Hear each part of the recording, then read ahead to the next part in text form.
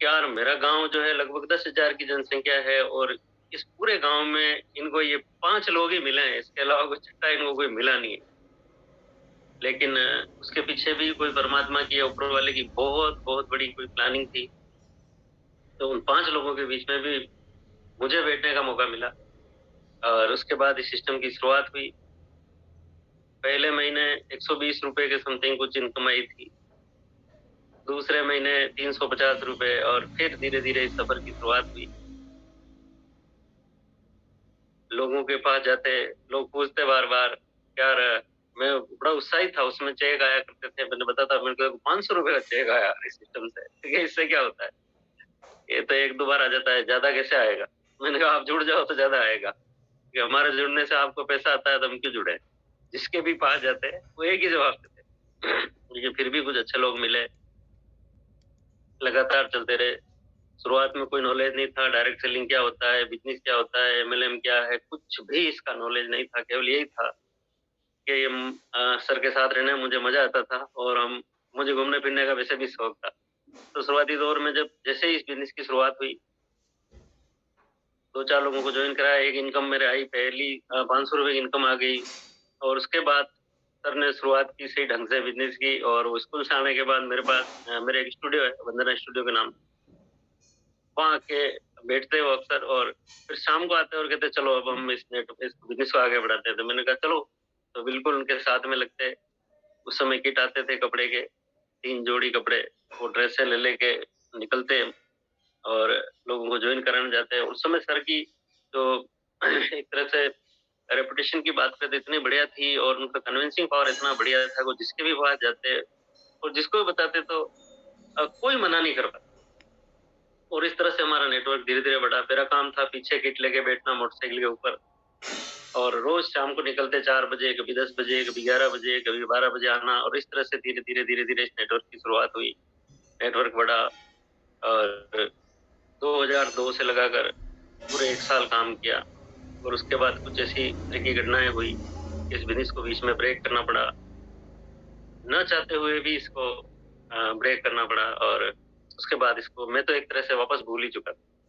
फिर वापस की शुरुआत हुई 2005 के अंदर, फिर सर आते हैं, वो बीच-बीच में मेरे को बार-बार बताते हैं आरसीएम सिस्टम अच्छा चल रहा है, आरसीएम ये है, आरसीएम वो है। मैंने कहा पहले अपन ने कुक किया अब रहने दो, अपने ठीक-ठाक का काम चल रहा है, फोटोग्राफी का काम है, अपने बढ़िया काम चल रहा है सर और इनको छोड़ो।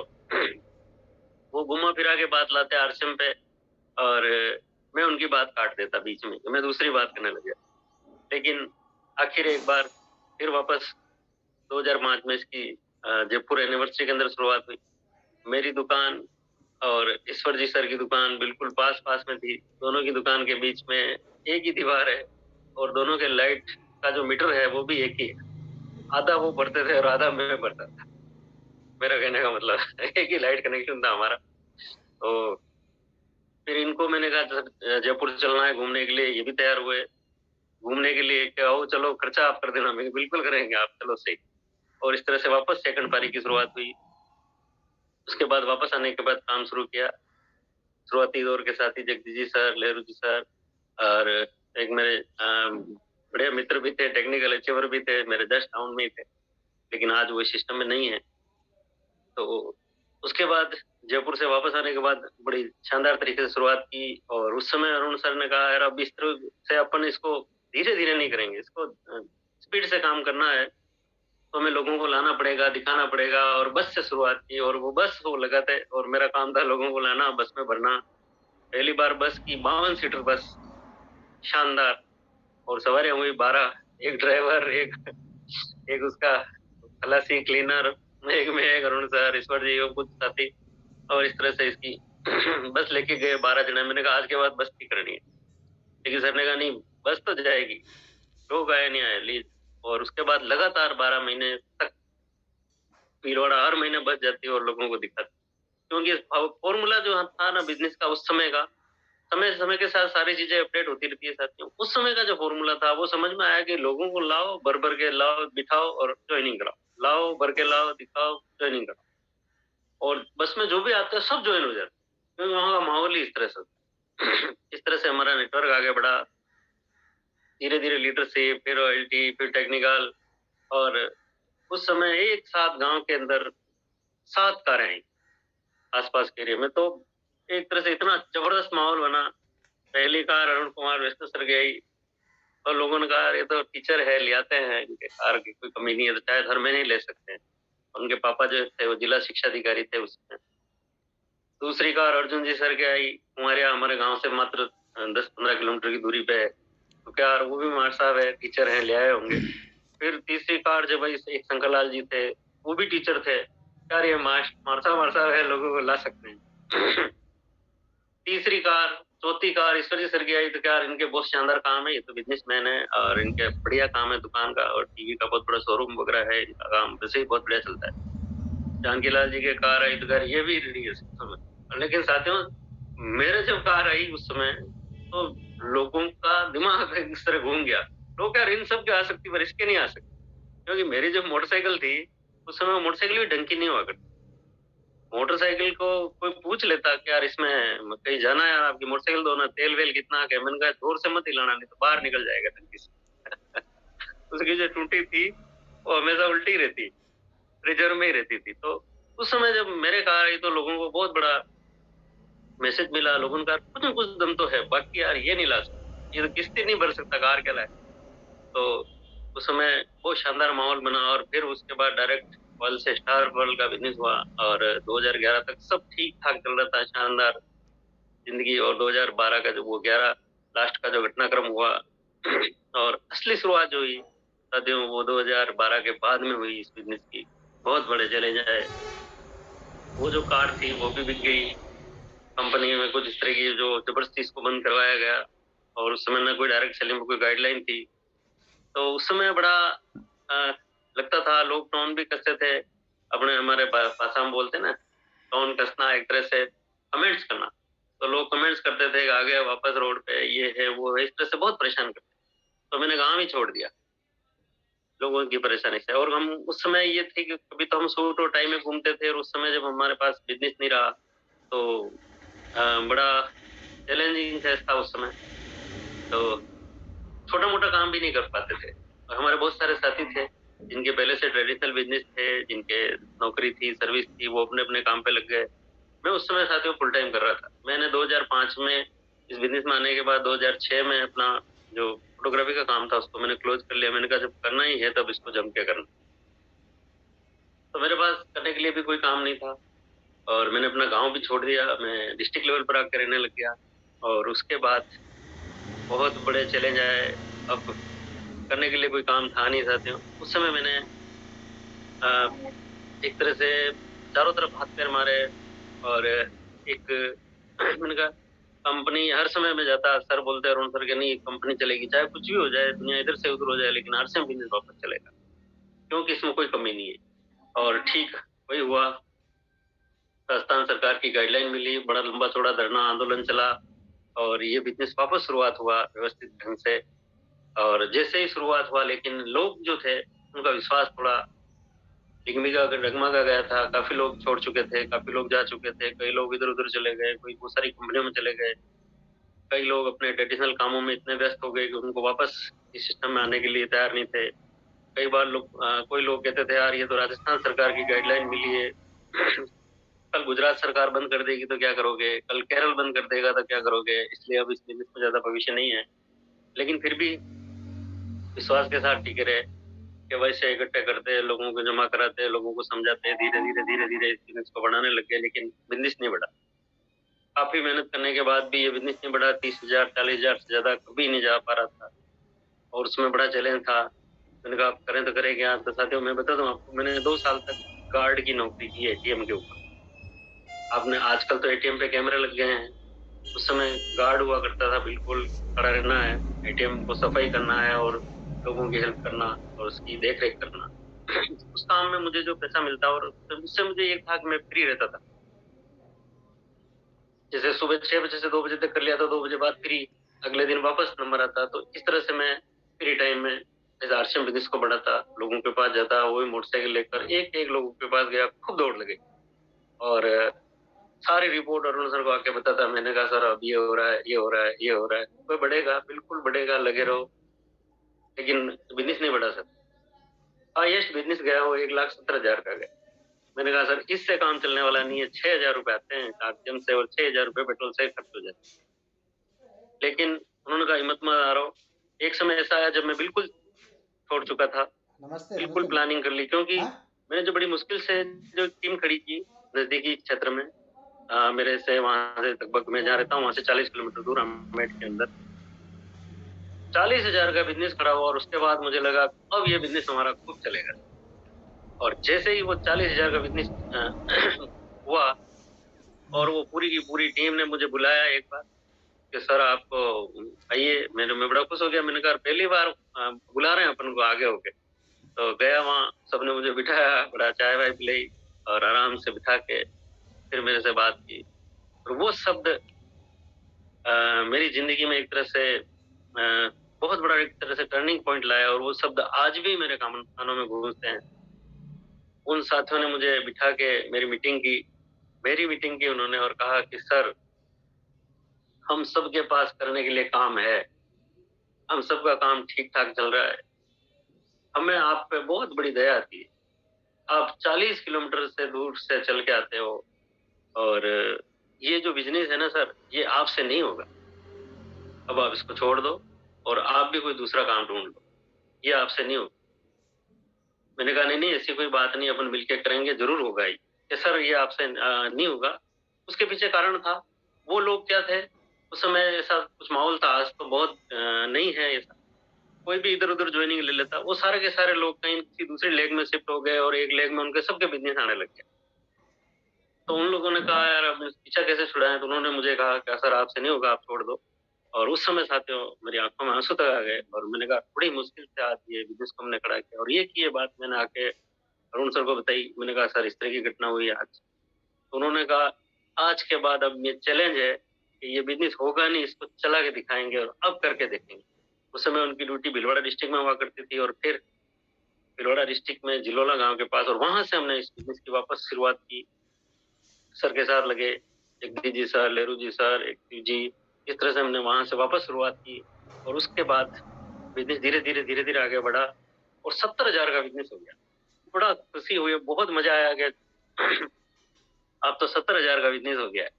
और इस 70,000 के बिजनेस पे इतनी खुशी हुई साथियों, और जिस आदमी के दम पे हमने 70,000 का बिजनेस किया, वो बड़े दुख की बात है कि वो आज हमारे बीच नहीं रहे। वो इस दुनिया से चले गए। और वो जो बिजनेस उनके दम पे था तो वो वापस जीरो। पहले 40 का जीरो हो गया, फिर 70,000 का बिजनेस किया, वो भी जीरो हो गया वापस। फिर वापस हिम्मत नहीं आ रही, फिर वापस मेहनत की। सर ने, अरुण सर, लगातार हम लगे रहे और उसके बाद ये बिजनेस ही चला साथियों। लेरू जी सर का साथ मिला और 1,15,000 का इस बिजनेस को हम ले गए। और मैंने कहा अब चल जाएगा। जैसे ही 1,15,000 का बिजनेस जिस शख्स के साथ में किया, उस समय पीएससीएल एक कंपनी है, उसके अंदर कुछ इस तरह की घटनाएं हुई और वो जो शख्स था वो पीएससीएल का लीडर था। वो 2 राज्य छोड़ के ही भाग गया। 1 राज्य नहीं, 2 राज्य छोड़ के। और नौजवान आज 3 राज्य, और आज दिन तक उस शख्स से कभी संपर्क वापस नहीं हो पाया। तो वो जो 1,15,000 का जो बिजनेस था ना, वो वापस जीरो हो गया तीसरी बार। फिर वापस शुरुआत की चौथी बार साथियों। मैं मैसेज है, आप समझे कि अगर हम लगातार लगे रहते हैं तो कहते हैं ना, गोविंद जी कहते हैं कामयाबी एक दिन नहीं मिलती पर मिलती जरूर है। तो साथियों तीसरी बार जीरो होने के बाद भी लगातार सिस्टम में फिर वापस लगे और कंटिन्यू, फिर अच्छे लोग मिले, फिर वापस टीम बनी और उसके बाद ये धीरे धीरे बिजनेस बढ़ा। और जैसे ही ये 3.5 लाख का बिजनेस हुआ और उस समय की जो घटना घटी, वो उसने मेरे को पूरे को हिला के रख दिया। उस समय कुछ खाने का ध्यान नहीं रहता, पीने का ध्यान नहीं रहता, काम दौड़ भाग रहती, इस तरह की कुछ स्वास्थ्य का ज्यादा ध्यान नहीं दे पाए और उस समय बीमार हो गया। बीमार हुआ तो इतना हुआ साथियों कि मेरे बचने की कोई उम्मीद ही नहीं। ये तो इस बिजनेस की दुआएं हैं लोगों की, जो मैं आज आपके सामने हूँ। समय में इतना बीमार हुआ, मेरे यहाँ से राजसमंद डिस्ट्रिक्ट जिला लेवल है, वहां भी मुझे वहां से रेफर कर दिया गया। उदयपुर उदयपुर से भी रेफर कर दिया गया और मुझे अहमदाबाद ले जाया गया। अहमदाबाद डॉक्टरों ने मना कर दिया, कम से कम 8 हॉस्पिटल में लेके मुझे घूमे होंगे, मुझे आज भी वो दिन याद है। सबने मना कर दिया कि क्रिटिकल कंडीशन है और हम इनकी जिम्मेदारी नहीं ले सकते। लेकिन एक हॉस्पिटल था, एसवीएस हॉस्पिटल, सेठ वाड़ीलाल, जो गुजरात के हो जानते हैं, वहां मुझे एडमिट किया गया और वहाँ डॉक्टरों का एडमिट तो हम कर लेंगे, लेकिन गारंटी हम नहीं ले सकते। साथियों, 3 दिन तक 4 दिन तक कोई मुझे देखने नहीं आता था। और इधर जैसे ही मेरे बीमार होने की खबर मैं जहाँ रहता हूँ मेरी मदर को मिली। मेरा एक छोटा भाई पहले से ही इस दुनिया में नहीं रहा। मेरे पिताजी बचपन में 6 साल की उम्र में वो भी मुझे छोड़ के चले गए। तो घर में जो था मैं अकेला ही था। और उसके बाद साथियों मेरी मदर जो थी वो गांव रहती थी, वो मुझसे मिलने के लिए। तो उनको अचानक पता चला कि यार वो बीमार है, क्योंकि वो एक बेटे को पहले ही खो चुकी थी। तो उनको जैसे ही ये सूचना मिली तो वो सदमा वो सहन नहीं कर पाए और उनको हार्ट अटैक आ गया और उनकी डेथ हो गई उसी समय। मैं वहाँ हॉस्पिटल पे ऑक्सीजन पे, मैं लगभग 1 महीने तक ऑक्सीजन पे रहा साथियों, बिना सिलेंडर के नहीं रह सकता था। और उधर मदर की डेथ हो गई, मुझे लाया गया, अंतिम संस्कार भी करके वापस एम्बुलेंस में डाल के फिर वापस मुझे एडमिट कराया हॉस्पिटल में। और इस दौरान भी साथियों लगातार अगर कोई पॉजिटिव रह पाया तो उसके पीछे इस आरसीएम बिजनेस का बहुत बड़ा रोल है। और डॉक्टर तक मुझे देखने के लिए नहीं आते कमरे में। मैं कहता वो डॉक्टर साहब बाहर से ही गेट से चले जाते, लेकिन मैं उनकी बातों को बड़े ध्यान से सुनता था। वो कहते थे ये 1-2 दिन का है, 1-2 दिन बाद ये नहीं रहेगा, चला जाएगा, ये रिकवर नहीं कर पाएगा। लेकिन फिर भी लोगों की दुआएं रही, लगातार लोग दुआएं करते, टीम काम कर रही थी इधर से। और मैं धीरे धीरे रिकवर हुआ। और 4 दिन बाद डॉक्टर आए और फिर कहा कि, भाई तू ऊपर जाके घंटी बजा के आया है, अब तू ठीक हो जाएगा, रिकवर हो जाएगा। तो उसके बाद मैं धीरे धीरे रिकवर हुआ। और उस दौरान मैं ये कहना चाहता हूँ साथियों में से, इस बिजनेस में थोड़ा सा काम करने के बाद भी किस तरह ये सुरक्षा देता है, वो आप सोचिए कि जब मैं उस हॉस्पिटल के अंदर भर्ती था उस समय कहीं से कोई इनकम नहीं आ रही थी, 1 रुपए की कहीं कोई हेल्प नहीं हो पा रही थी। लेकिन इस आरसीएम बिजनेस की वजह से हर महीने इनकम आती। मैसेज मेरे पास रहती, उनके पास मोबाइल रहता, 7 तारीख को मैसेज आ जाता।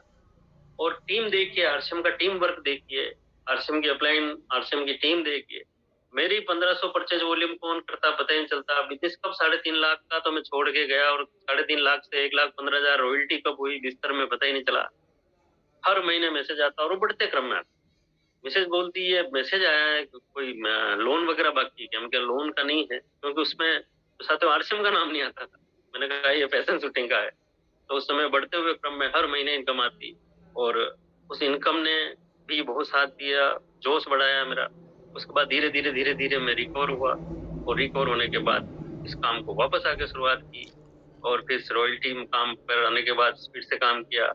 फिर वापस कार आई, फिर वापस मकान बना। और आज सब कुछ बढ़िया है, इस बिजनेस के टेक्निकल मुकाम पर भी हैं। और उसके बाद पर्ल, स्टार पर्ल, एमरल्ड, और आज एमरल्ड भी मेंटेन है। और इस बिजनेस ने बहुत कुछ दिया है साथियों। ये मेरी एक छोटी सी स्टोरी है कि अगर आप छोड़ते नहीं हैं, अगर आप हर परिस्थिति में लगातार लगे रहते हैं, जीरो होने के बाद भी लगे रहते हैं, तो ये जीरो से हीरो बना देता है। तो ये इस बिजनेस में आने के बाद मिला है साथियों। अब बात करते हैं हम इस बिजनेस की। तो इस बिजनेस के अंदर सबसे बड़ा जो रोल होता है, वो रोल होता है जैसे एक ट्रेन के अंदर इंजन का रोल होता है, उस तरह से एक अपलाइन का बहुत बड़ा रोल होता है। आप कहीं कितने भी गुरु बनाओ कोई तकलीफ नहीं है, लेकिन एक मेंटर बनाना बहुत जरूरी है। और उस आदमी की मेंटरशिप में काम करना आपको जरूरी है, वो प्रॉपर आपको गाइडलाइन दे सके। जैसे एक अंधा आदमी की हम बात अक्सर करते हैं, तो मैं गुरुदेव के मार्गदर्शन में हमेशा काम करता रहा। और जब भी, क्योंकि मेरे दोस्त थे वो शुरुआती दौर के साथ में खेले हैं, तो जब भी मैंने उनको अपना दोस्त माना, मेरा बिजनेस नहीं चला उस दिन से। क्योंकि दोस्त की बात को दोस्त कभी तवज्जो नहीं देता है, आप कभी भी देखना, हंस के टाल देता है, अरे क्या है, मैं जानता हूँ तेरे को। लेकिन मैंने इस दोस्त से उनको बॉस मान लिया। मैंने कहा आज के बाद ये बॉस। और जब से बॉस माना तब से काम स्पीड से बढ़ना शुरू हुआ था। और उसके बाद बॉस के बाद जब भी मैं एक चीज और आपको एक गुरु मंत्र भी दे दूं कि जब आप अपलैंड के साथ घूमोगे, टारगेट अपलैंड के पूरे होंगे। आपके होंगे लेकिन इतने नहीं होंगे, सारे टारगेट अपलैंड के पूरे होंगे। और जिस दिन आप खुद खड़े हो गए, खुद अपनी टीम को साथ लेके आप घूमने लग गए, उस दिन आपके टारगेट पूरे होने। यही मेरे साथ हुआ। मैं शुरुआती दौर में खूब सर के साथ रहा, खूब साये की तरह। लेकिन जब मैं उनके साथ रहता, मेरे टारगेट ज्यादा पूरे नहीं हो पाते। लेकिन जिस दिन से मैं खुद खड़ा हुआ और मैंने कहा अब मुझे करना है, उस दिन से मेरे सारे टारगेट पूरे। जिस दिन से मैं लीडरशिप पे आया, उसके बाद बिजनेस वापस नीचे नहीं गया। जिस दिन से रॉयल्टी पे आया, आज दिन तक रॉयल्टी मेंटेन है, चल रही है। जिस दिन से टेक्निकल पर आया, उसके बाद भी पर्ल पे आए तो पर्ल मेंटेन रहा, स्टार पर्ल पे आए तो स्टार पर्ल मेंटेन है, और आज एमरल्ड पे है तो एमरल्ड भी मेंटेन।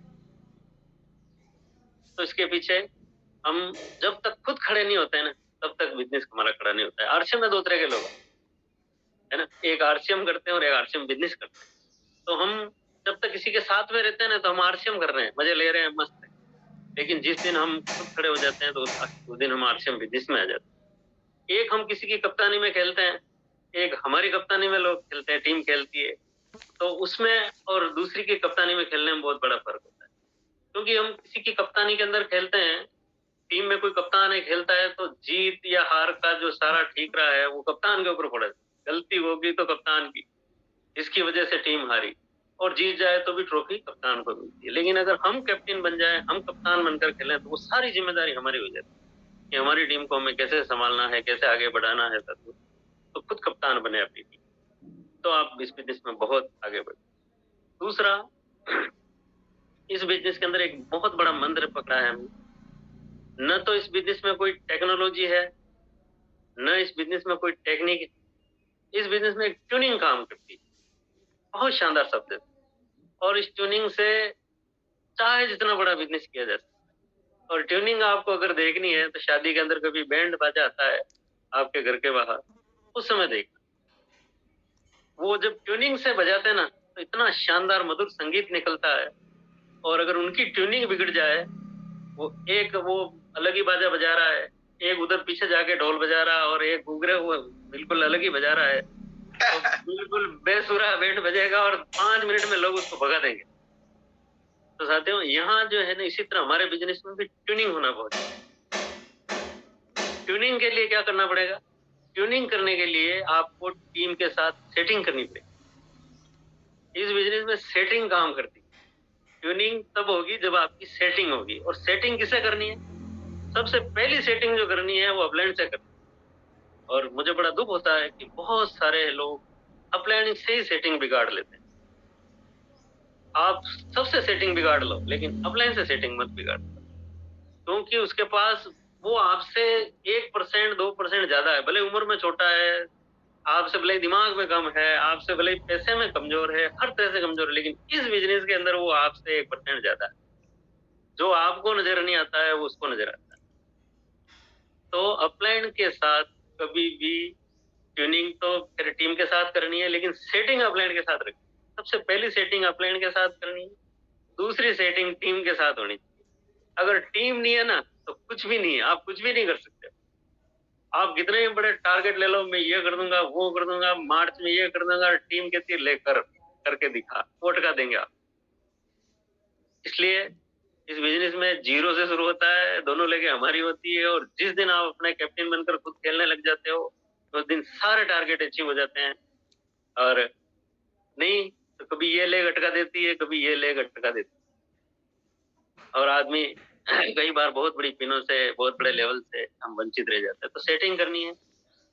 तीसरी सेटिंग कंपनी से रखो, प्रोडक्ट से रखो, और पिकअप सेंटर से सेटिंग रखो लगातार। सेटिंग हमारे राजस्थान में सेटिंग और अलग होती है। वो सेटिंग नहीं कर रहा हूँ, लेकिन सेटिंग हमें बिजनेस में सेटिंग रखनी। तो इन सब से अगर हम सेटिंग रखेंगे, तो इस बिजनेस में हम बहुत जल्दी जल्दी कामयाब हो जाएंगे। 3 तरह से लोग इस सिस्टम में आ जाते हैं। एक यूजर की तरह आते हैं, ये पहचान हमें खुद को करनी है, कौन यूजर है। एक होता है यूजर जो केवल प्रोडक्ट यूज करता है, उसको बहुत बढ़िया लगता है और 100% वो प्रोडक्ट भी यूज करता है, वो ज्यादा पैसा नहीं कमाते सिस्टम में। एक होता है यूजर भी होता है और कुछ रिटेल भी करता है, तो वो थोड़ा बहुत पैसा कमाता है, क्योंकि इस बिजनेस में इंस्टेंट इनकम जो भी आप करते हैं वो सेल्फ आईडी पे हम बिजनेस डालते हैं, तो हमारी वो इनकम आती है। तो एक होता है यूजर प्लस रिटेलर। और तीसरा होता है साथियों, जो यूजर भी है, रिटेलर भी है और लीडर भी है। और आज इस बिजनेस में जितने भी बड़े मुकाम पर हैं, जो भी बड़ी इनकम ले रहे हैं, आज लाखों की इनकम, को सभी लीडर, उन्होंने अपने आप को लीडर माना। और लीडर साथियों कोई वो पैदा नहीं हुए हैं, सब आम आदमी इस आरसीएम में नहीं आए। उससे पहले आरसीएम का आर भी किसी को मालूम नहीं, कोई किताबें पढ़ के सिस्टम में नहीं आया, सब यहीं आके। तो लीडर बनना है, और लीडर के क्या क्या गुण है हम जानते हैं। हमेशा उत्साही रहता है, 100% प्रोडक्ट यूज करता है, बहुत सारी बातें हैं लीडर की, वो और कभी करेंगे वो DTW जब भी बात होती है दूसरे की। लेकिन हमें इस बिजनेस में कामयाब होना है तो लीडर बनना बहुत जरूरी है। अब यूजर है, यूजर की भी पहचान है। अगर आप शुरू में 2500 परचेज वॉल्यूम कर रहे हैं तो आप 100% प्रोडक्ट यूज कर रहे हैं, आप यूजर हैं। अगर आप 5000 परचेज वॉल्यूम करते हैं तो आप यूज भी कर रहे हैं और रिटेल भी कर रहे हैं, तो साथ साथ में आपका डायमंड क्लब भी हो रहा है। और तीसरा है साथियों, लीडर हैं आप, तो आप टीम को भी साथ में लेके चल रहे हैं, उसके टारगेट भी पूरा कर रहे हैं, और अपने आप को अपडेट करते रहना बहुत जरूरी है। कई सालों का अनुभव है, कई साथी अपने आप को छोड़ के गए, इसमें सबसे बड़ा मुख्य कारण ये रहा कि वो खुद अपने आप को अपडेट नहीं कर पाए, बदल नहीं पाए। अगर हम अपने आप को अपडेट नहीं करेंगे, अपने आप को नहीं बदलेंगे साथियों, तो एक पिक्चर देखी है आपने,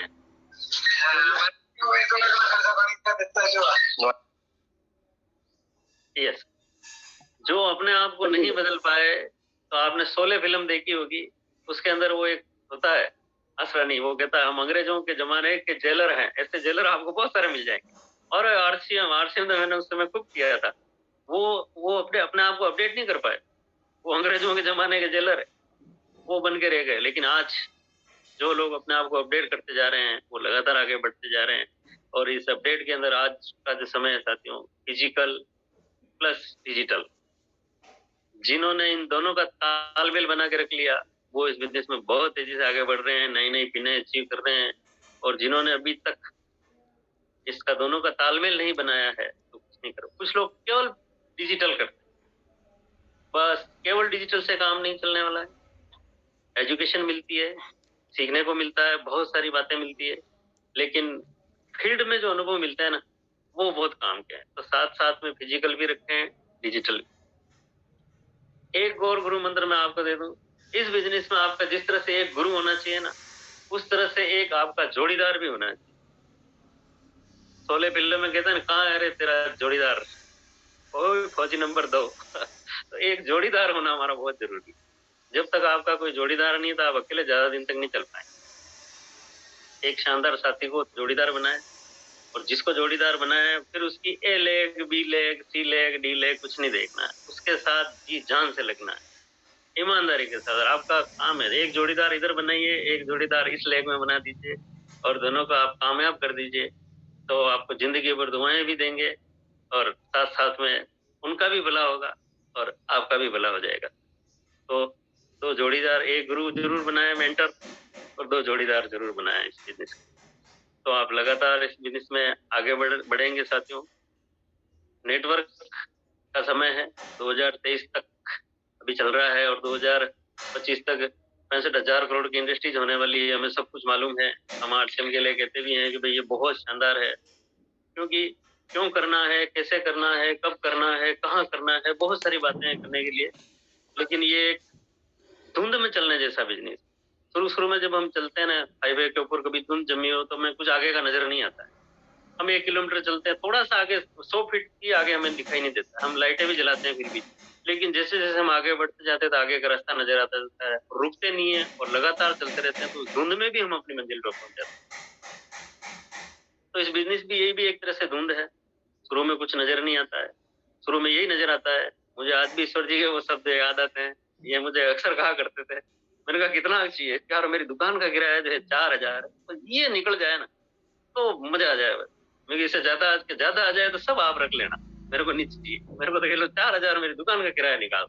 आज जब पिछले महीने इनको 90,000 की इनकम आई, तो मैंने इनको याद दिलाया। मैंने कहा वो 4,000 के बाद बाकी के बच्चे हैं 86। तो साथियों ये धुंध में चलने जैसा भी, तो धुंध के साथ इसमें आगे बढ़ते रहे, और हमें टीम को साथ में लेके चलना है साथियों। एक अपलाइन जो होती है ना, वो माँ का रोल अदा करती है इस बिजनेस के अंदर।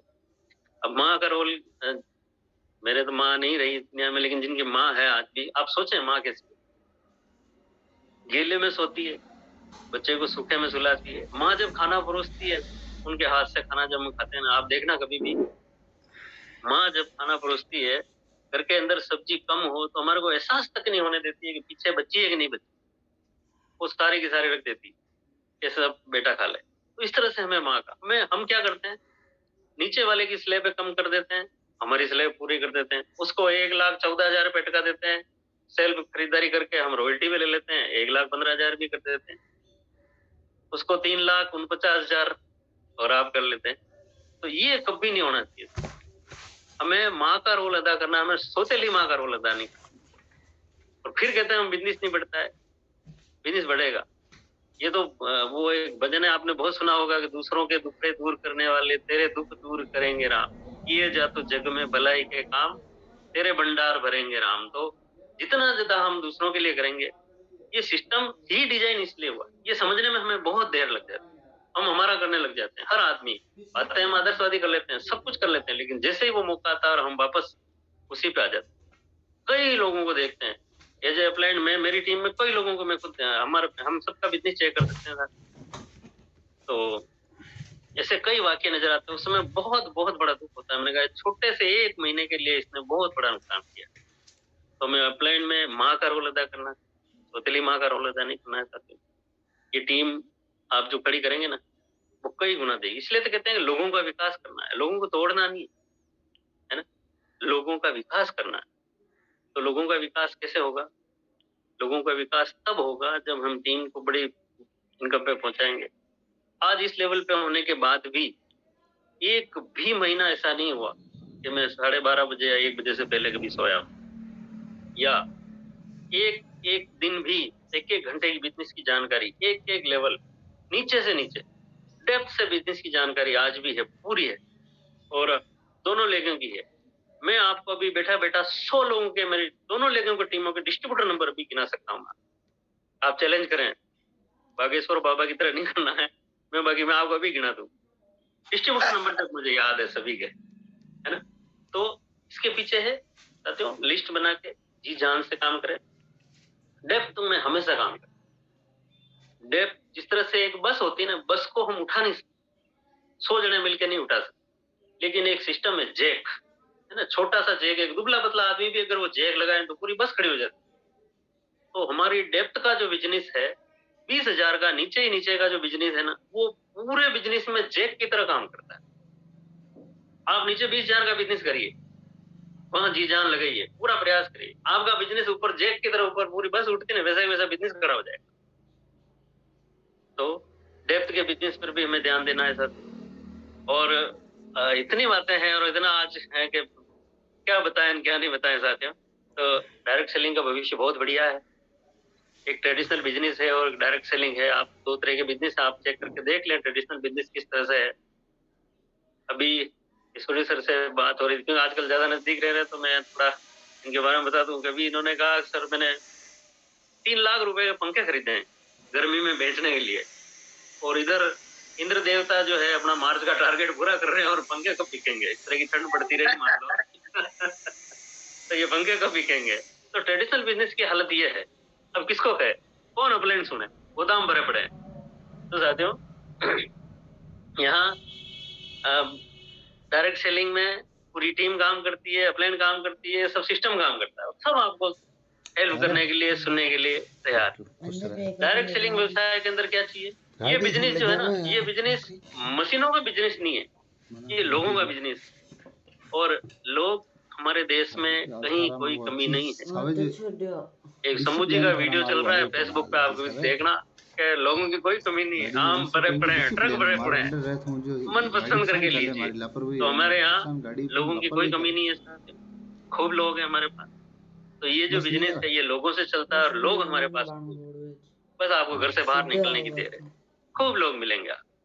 तो ये परिस्थिति हमारे लिए बहुत सबसे अनुकूल है इस बिजनेस के लिए। बहुत सारे देश छोटे हैं, राजस्थान जितने ही बड़े हैं, वहाँ ज्वाइन करा दो सब ज्वाइन हो जाए। हमारे यहाँ तो ज्वाइन की कमी नहीं, मतलब ये आप ज्वाइन कराते कराते थक जाओगे। लोग कहते हैं ना अब 5 साल बाद क्या होगा, 10 साल बाद क्या होगा, 10 साल बाद इतने हो जाएंगे कि और बढ़ते ही जाएंगे। हम हर साल कई देश पैदा कर देते हैं नए के नए। तो दूसरा ये बिजनेस जो चलता है ये सपनों से चलता है, युवा लोगों का, जो जोशीले लोगों का बिजनेस है, युवा लोगों का बिजनेस है। और जोश जो है वो युवाओं में, वो चाहे 55 के हो तो भी जोश है, तो भी वो भी युवा ही हैं। तो जैसे हमारे रामपाल जी सोहालका सर हैं, इस तरह से मोहन सिंह जी हैं, जिनको हम यंग मैन कहते हैं। तो ये युवाओं का देश, जोशीले लोगों का देश। तो यहाँ ये बिजनेस भी है ना, ये उन लोगों का है जो सपने देखते हैं, युवा है, जोशीले हैं। और तीसरा साथियों, इस बिजनेस को चलाने के लिए जो सबसे ज्यादा चीज की जरूरत पड़ती है वो है हिंदुस्तान के अंदर, ये इसलिए सबसे तेज चलने वाली इंडस्ट्री बढ़िया चलेगी क्योंकि यहाँ बेरोजगारी बहुत ज्यादा है। 54% लोग आज की तारीख में डिप्लोमा, ITI डिग्रियां कर करके घूम रहे हैं, जिनके पास करने के लिए कोई काम। अगर उनको ठीक ढंग से समझा दिया जाए तो वो बिजनेस करने के लिए तैयार हो जाते हैं साथियों। इसलिए बेरोजगार हमारे देश में सबसे ज्यादा है इस समय। और ये हमारे पास एक ऐसा सिस्टम है कि आज किसी के पास नहीं। आज कितनी भी बड़ी कंपनी हो, चाहे टाटा ले लो, चाहे रिलायंस ले लो, चाहे दुनिया की बड़ी से बड़ी इंडस्ट्रीज ले लो, आप एक साथ उनको 10,000 लोग ले आओ ना भर्ती करना, उनको तो नहीं कर पाएंगे, उनकी सारी व्यवस्था गड़बड़ा जाए। लेकिन हमारे पास आज 1 लाख लोग एक दिन भी ज्वाइन हो जाए तो सबके लिए करने के लिए काम, और सबको कंपनी संभाल सकती है। आप 2 लाख लोगों को एक दिन में रोजगार देते, इतनी बड़ी तैयारी इंफ्रास्ट्रक्चर हमारे पास। तो बेरोजगारी की समस्या हमारे देश में ज्यादा है, और इस बिजनेस के माध्यम से हम ये भी कर सकते हैं। इसलिए ये बिजनेस बहुत तेजी से बढ़ेगा।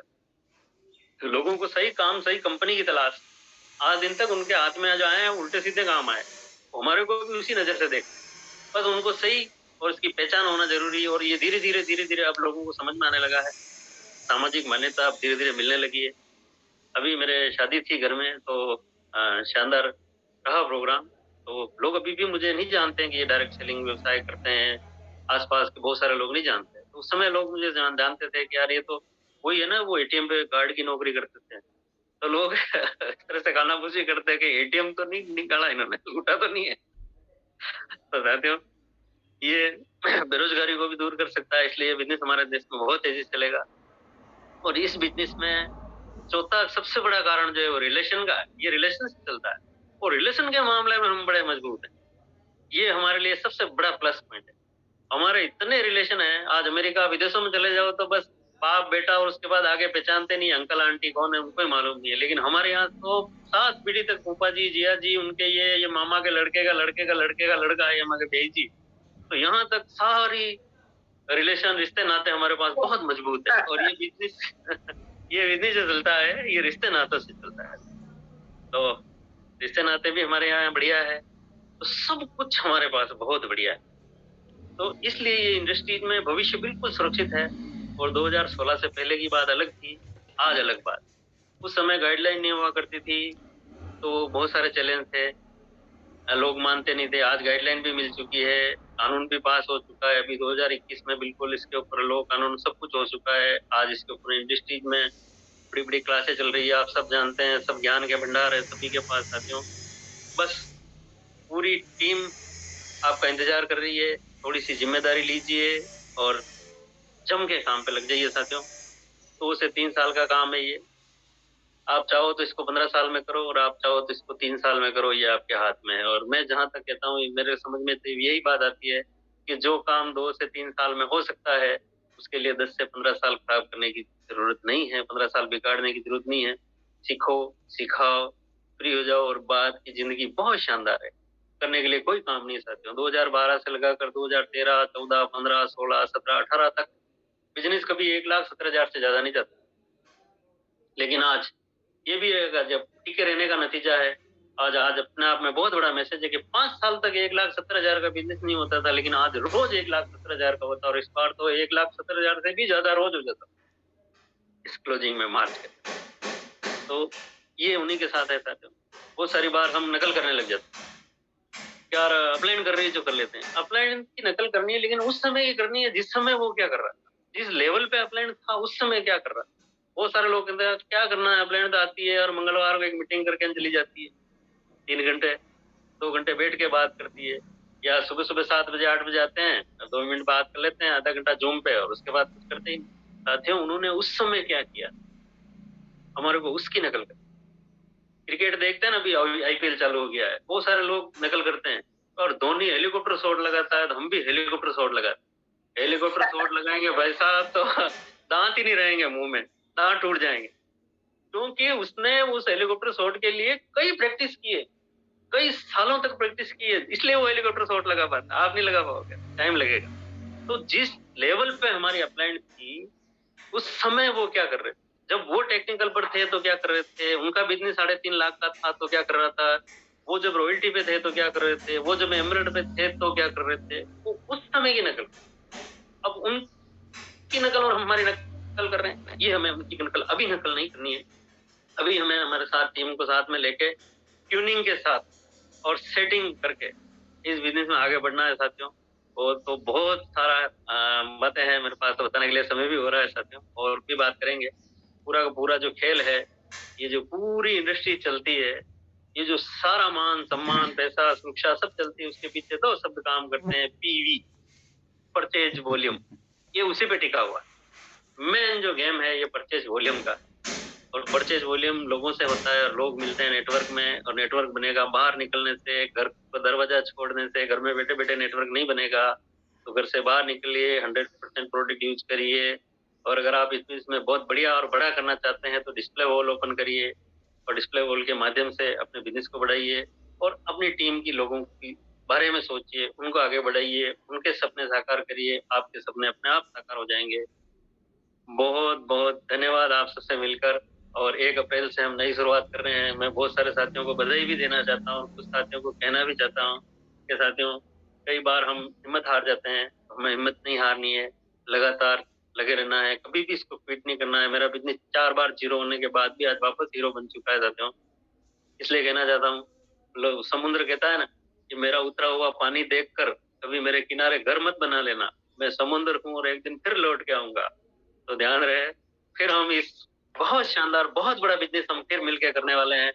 और मार्च निकल गया, कोई बात नहीं साथियों, लेकिन अप्रैल के बाद सितंबर जो आएगा ना, 30 सितंबर को एक अलग ही तस्वीर होगी और अलग ही पिन के साथ आपके बीच में होंगे। इन्हीं शुभकामनाओं के साथ नमस्कार, जय। बहुत बहुत धन्यवाद सर। और मैं एक बार तो मैं चाहूंगा कि सभी साथी एकदम सर के सम्मान में शानदार जबरदस्त बिल्कुल क्लिकिंग करेंगे। सर ने बहुत ही शानदार और यूनिक जानकारियों से आज इस काउंसलिंग प्रोग्राम के अंदर अवगत कराया है, तो सर को बिल्कुल बहुत बहुत बधाई। और बहुत ही शानदार, कम से कम सर के 20 पॉइंट मैंने नोट किए हैं। एक एक पॉइंट के अंदर करोड़ों रुपए का मैसेज, उसको पैसे से नहीं तोल सकते, इतने जबरदस्त मैसेज है। बस उन सब बातों का जब 100% रिजल्ट कब आएगा उनका अनुसरण करेंगे हम, गुरुदेव की कई हुई बातों के ऊपर चलेंगे। और सर ने एक बहुत ही इंपॉर्टेंट और इतना जबरदस्त पॉइंट बताया है, उसको मैं थोड़ा रिपीट करना चाहूंगा। और उसके बाद हम आदरणीय ग्रेट गुरुदेव जगदीश सर हमारे बीच में है, और तमाम हम सभी गुरुओं से आज बातचीत करने वाले हैं। सर ने कहा कि इसके अंदर कोई टेक्नोलॉजी काम नहीं करती है, और इसमें काम करती है तो ट्यूनिंग काम करती है। ट्यूनिंग की एक बहुत बड़ी मिसाल है एकता के तौर के ऊपर। तो वो एक छोटा सा वीडियो में आपके बीच में प्ले करने के बाद में आदरणीय ग्रेट गुरुदेव जगदीश सर हमारे बीच में है, मैं सर को इनवाइट करूंगा। उसके बाद आदरणीय ग्रेट गुरुदेव लहरू जी सर हमारे बीच में है, सर को इन्वाइट करेंगे। उसके बाद ईश्वर जी सर, जीवन जी सर जो नए टेक्निकल अचीवर बने हैं, सर को बहुत बहुत बधाई। और ये